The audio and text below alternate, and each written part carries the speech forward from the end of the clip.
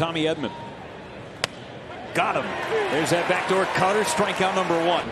Use that sinker slider combo. There is a called strike 3. Matter of fact, led both leagues, and he strikes from game number 1 as Sutsugo takes a call. This is the cutter grip. I mean, it looks like a four-seam fastball, but you know, that's the cutter. Everyone's dying to see it, but when I tell people, I just say, hey, it's a four-seam fastball. I grip it, and strike 3 call. I'm trying to throw it the same off of both fingers, just with the slight, when I'm coming through on the side of it. So if I know if it's coming off both fingers at the same time, it's going to get this side axis. The grip stays the same. It looks like a four-seam fastball. When you slow it down, most of the time the hand is going to be, I guess, look more like that coming through. It's going to be slightly on the side. Some days it's more directly behind it, where I can get a more rise cut to it. Cutter outside corner, strike 3. Currently second in OPS.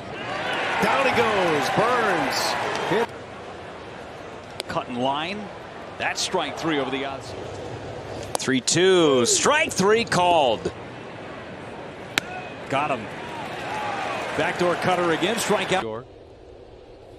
And Burnes hits the edge. A called strike. He realized the rest of his crew was sitting at a different table. Strike 3 called on Brandon Crawford. And that one's in there. A called strike 3. The riddle of Adam Wainwright.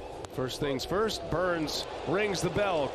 Burnes deals, and Bellinger takes a called strike 3. Up your bullpen, you can't load up your bench anymore. If she can withstand that heat in Colorado, she can withstand anything. There's a called strike 3 in the game. And a called strike 3. Change up. Scherzer will mix it up a little bit. 3-2. Got him looking. And a called strike 3. Backdoor cutter from Corbin Burnes. The cutter was something that I was still getting used to, and we went out, and one of our analytics guys that was in our dugout was like, hey, have you ever tried throwing this on the back side? I said, no. I said, I don't really feel comfortable with it. I said, I don't want to try to throw it backdoor and yank it over the middle of the plate, and it's a homer ball. So I was kind of like, nah, I was kind of against it, didn't want to do it. And one spring training game, I can't remember who it was, we had 0-2 on him, and the catcher called a backdoor cutter, and I was like, all right, screw it, let's try it.